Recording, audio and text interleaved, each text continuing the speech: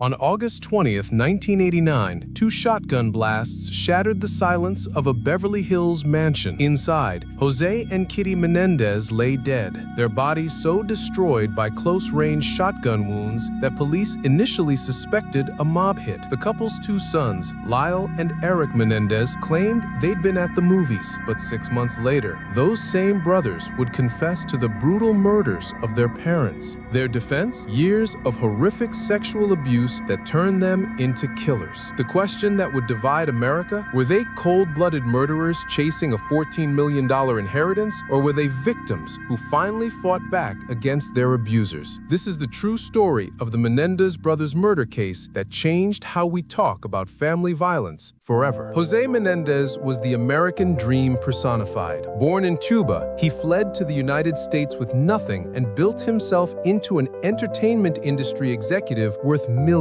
He married Kitty, a former beauty queen from the Midwest, and together they created what looked like the perfect California family. Their sons, Lyle and Erik Menendez, grew up in Princeton, New Jersey before the family relocated to a sprawling estate on Elm Drive in Beverly Hills. From the outside, this was wealth and success at its finest. Tennis lessons at exclusive clubs, Ivy League education plans, designer clothes, and luxury cars. The Menendez family represented everything Americans dream about achieving. But behind the gates of that 7,000-square-foot mansion, something was rotting at the core. August 20th, 1989, a Sunday night. Jose and Kitty Menendez settled onto their leather couch to watch television together, a rare moment of calm in their high-pressure lives. Someone entered the den carrying two 12-gauge shotguns. The first blast hit Jose in the back of the head at point-blank range. Kitty tried to run. She didn't make it far. Multiple shotgun blasts to her legs brought her down. Then came the execution shot to her face. When police arrived at the gruesome crime scene, they found evidence of overkill: 15 shotgun wounds between two victims. The violence suggested rage, hatred, and something deeply personal. This wasn't a robbery. Nothing was stolen. This was an execution disguised as a home invasion. Lyle and Erik told investigators they'd been at the movies watching Batman, then went to a food festival. When they returned home around 11:30 p.m., they discovered their parents' bodies. Their 911 call was frantic, emotional,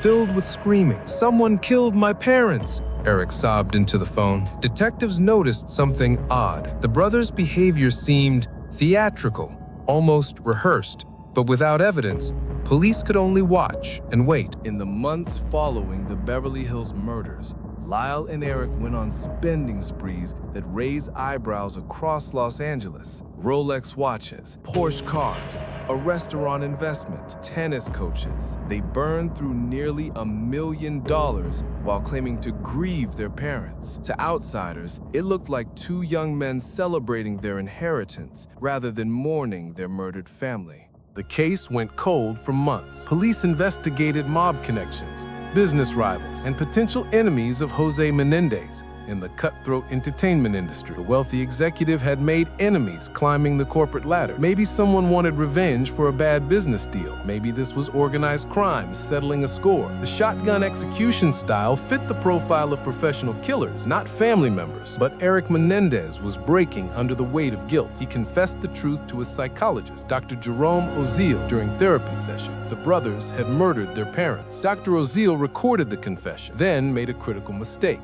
He told his mistress, Judalon Smythe, about what he'd learned. When their relationship ended badly, Smythe went straight to police with information about the Menendez brothers' confession. In March 1990, 7 months after the murders, police arrested Lyle at the Beverly Hills mansion. Erik, who was playing tennis in Israel, flew back to Los Angeles and surrendered. The arrest shocked the nation. These weren't hardened criminals or mob hitmen. These were privileged young men from one of California's wealthiest families. The true crime story took a dark turn. This was parricide, the murder of parents by their own children. The trial became a media sensation.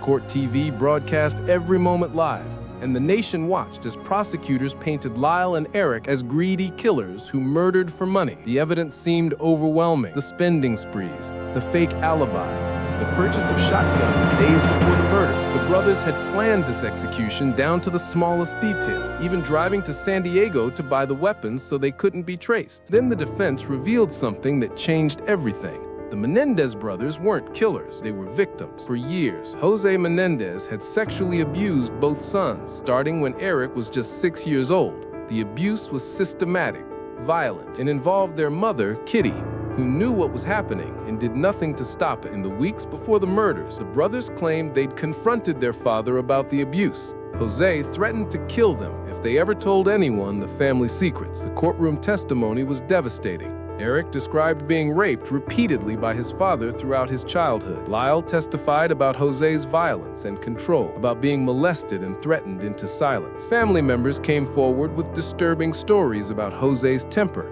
and Kitty's mental instability. Teachers and coaches described a family dynamic built on fear and perfectionism. The defense argued this wasn't murder for inheritance money. This was imperfect self-defense by abuse victims who believed their parents were going to kill them.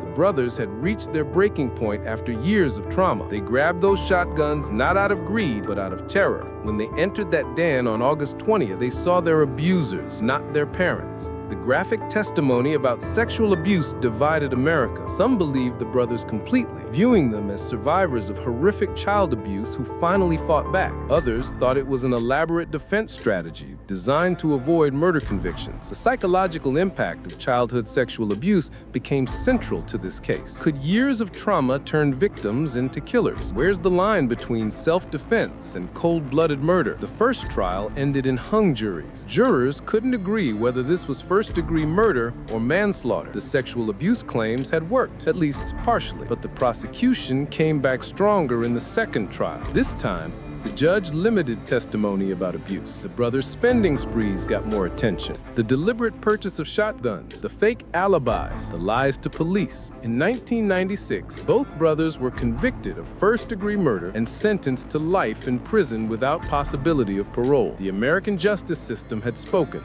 Lyle and Erik Menendez were guilty murderers, not abuse victims. But the story didn't end there. Over the decades, new evidence emerged. Family members came forward with corroborating stories about Jose's violence and inappropriate behavior with his sons. A letter Erik had written to his cousin months before the murders surfaced, describing ongoing abuse.